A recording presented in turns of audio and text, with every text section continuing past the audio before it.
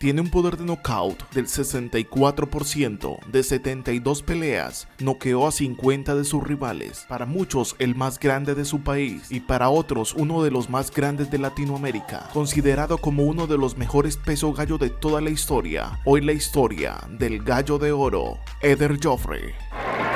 El hombre del pantaloncillo blanco, poseedor de una impresionante fortaleza, nominado por el Consejo Mundial de Boxeo que dirige el gran mexicano José Sulaimán Chamnón, como uno de los boxeadores ejemplares en la década de los 50 y de los 60. Y aquí Medel se iba a pagar, sentado en un barril de dinamita, porque el Gallo de Oro en Sao Paulo, Brasil, quería cobrarse esa afrenta que le había hecho el Huitlacoche José Medel de pararse a cambiar golpes con él. Sigan la mano izquierda, aquí vaya forma de fallar de ambos contendientes. Pero sigan la mano izquierda y aquí está estallando. Del hombre del pantaloncillo blanco, el campeón mundial, el Gallo de Oro, Eder Joffrey, que venía de vencer al Pajarito Moreno en San Francisco el 6, y aquí estaba ratificando su supremacía.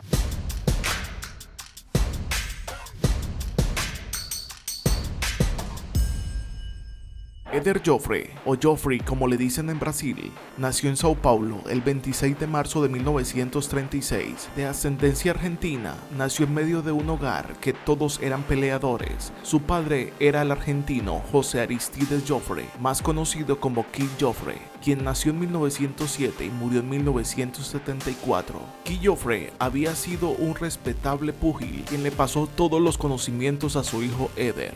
Eder había nacido en el centro paulistano, en la Rua do Seminario, y posteriormente se mudó al barrio Peruche. Eder empezaría su carrera como amateur en 1953. Con 17 años, se estaba formando un hombre que vendría a ser campeón mundial. Eder desde un principio mostró tener una guardia muy fina, siempre estaba pendiente de ello. Sus golpes más famosos eran golpes al hígado, pero algo que lo caracterizaba era del modo en el que se iba acercando a su contrincante, en pequeños pasos hasta que golpeaba en el rostro, con tal de llegar a un knockout. Y aquí la mano derecha del Gallo de Oro estaba estrellándose sobre la cara del Huitlacoche. Vean ustedes la corpulencia y la derecha sobre la cara de Medel. Eder empezó a construir una carrera como amateur. En el primer torneo que participó fue en Forja de Campeones, patrocinado por el periódico Gaceta Sportiva. Aún en condiciones de amateur, disputó los Juegos Olímpicos de 1956, realizados en Melbourne. Era tan prometedor su futuro que llegó como favorito a los Juegos Olímpicos. Su récord era invicto hasta ese entonces. Sin embargo, debido a un error de la organización brasilera, en los entrenamientos le consiguieron a un hombre bastante superior a él. Este haría las veces de sparring, pero aquel sparring le fracturó la nariz, lo que dejó a Eder en bajas condiciones físicas, teniendo que respirar solo por la boca, acabando en derrota. Así que sus Juegos Olímpicos serían la primera decepción para el pugilista brasileño. En 1958 ganó 4 combates más y luego el 14 de mayo de ese año disputó su primer combate en el extranjero. Aquella pelea terminaría en empate, una pelea organizada a 10 asaltos contra Rubén Cáceres en Montevideo, Uruguay. El 14 de noviembre peleó contra José Esmeca. Aquel peleador se convertiría en el único púgil que pudo tumbar a Joffrey en toda su carrera. Eder se repuso rápidamente en el primer asalto y consiguió noquear a Esmeca en el 7º asalto del combate. Para ese año de 1958, ya Eder Joffrey llevaba un año como profesional en la categoría peso gallo. En 1958, cuando Brasil estaba loco por conseguir el Mundial de Fútbol, paralelamente, un hombre estaba gestando una gran carrera para que los brasileros pusieran los ojos en los cuadriláteros.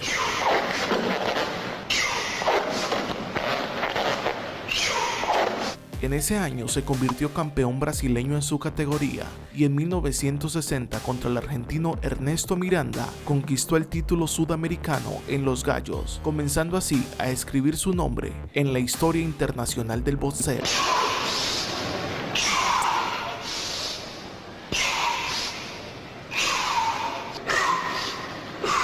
Ese mismo año se traslada a los Estados Unidos y se convierte en campeón mundial de la AMB en los pesos gallo, venciendo por nocaut al mexicano Eloy Sánchez en el Olympic Auditorium. Un año más tarde unificaría los títulos de la categoría peso gallo, venciendo al irlandés Johnny Caldwell, campeón europeo.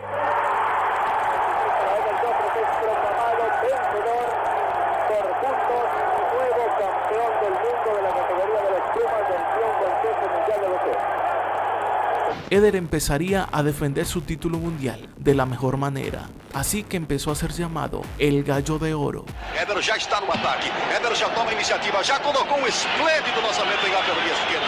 Atenção, Caldo está à sua frente, cruza a direita, Eder pegou esplendidamente a Caldo. Eder vai para o corner neutro, saiu-se bem da... Pudo sostener su título hasta 1965, ganando todos aquellos combates de defensa por nocaut.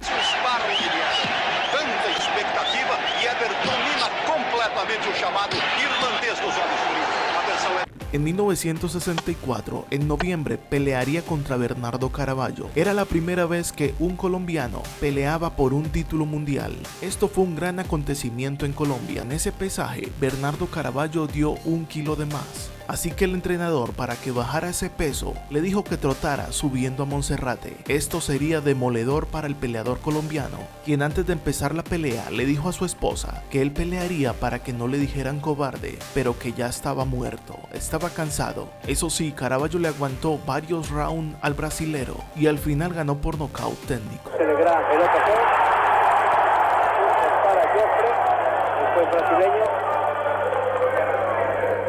En ese año de 1965 llegaría el turno de una pelea contra el japonés Fujin Harada. Aquella pelea terminaría en un polémico resultado, pues Eder parecía haber ganado esa pelea, pero por Harada ser local, ganó aquel encuentro. Muy triste, pelearía meses después, en ese mismo año contra Manny Elias, pelea que terminaría el empate, pero las cosas con Harada no habían quedado finiquitadas, así que vendría la revancha, esta pelea nuevamente en Japón, pero Harada se convertiría en el verdugo de Eder Joffrey, ganando esta segunda pelea. Estas 3 peleas, las 2 contra Harada y la de Manny Elias, fue la racha más difícil en la carrera de Eder Joffrey. Esto llevó a una profunda tristeza a Eder Joffrey, tanto que se retiró del pugilismo, pero Joffrey ya había aprendido a ganarse la vida en los cuadriláteros y sorprendió a todo el mundo en 1970, algunos años después de su retiro, volviendo a los cuadriláteros.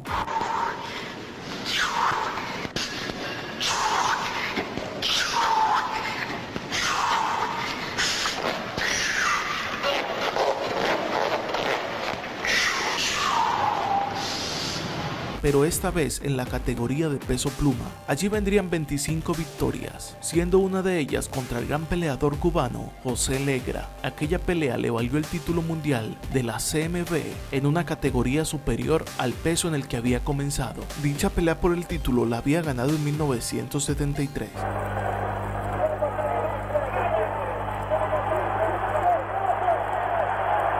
El público anima a Joffrey para que se juegue el todo por el todo. Ahora, José Legra ha perdido el título aquí en Brasilia a manos de Eder Joffrey.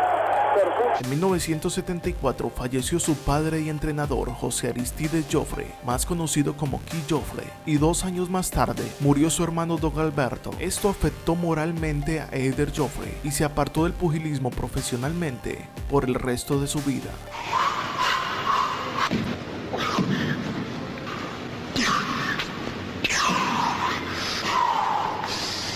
Después de su retiro, realizó diferentes peleas de exhibición, algunos de ellos transmitidos por cadenas abiertas de televisión. Eder siguió ligado a las peleas y al cuadrilátero y los guantes, continuando la tradición de su padre. Siguió entrenando a pugilistas en la Academia de Sao Paulo.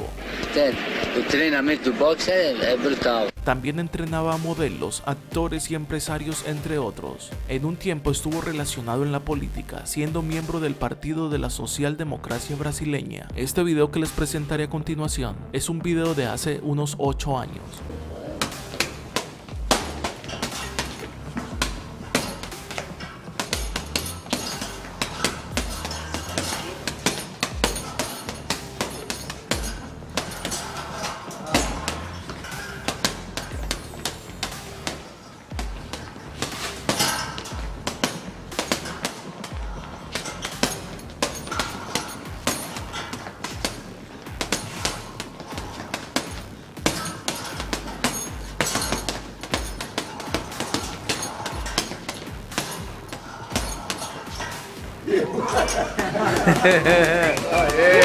Fue uno de los deportistas más amados en su natal Brasil y conmemorado como uno de los mejores boxeadores de Latinoamérica. Pero el pasado 2 de octubre del 2022, la avanzada edad de Eder Joffre terminaría siendo un factor que agravó su estado de neumonía. Así que ese 2 de octubre, con 86 años, se despidió del mundo de los vivos, uno de los boxeadores más grandes de la historia latinoamericana y una leyenda del peso gallo.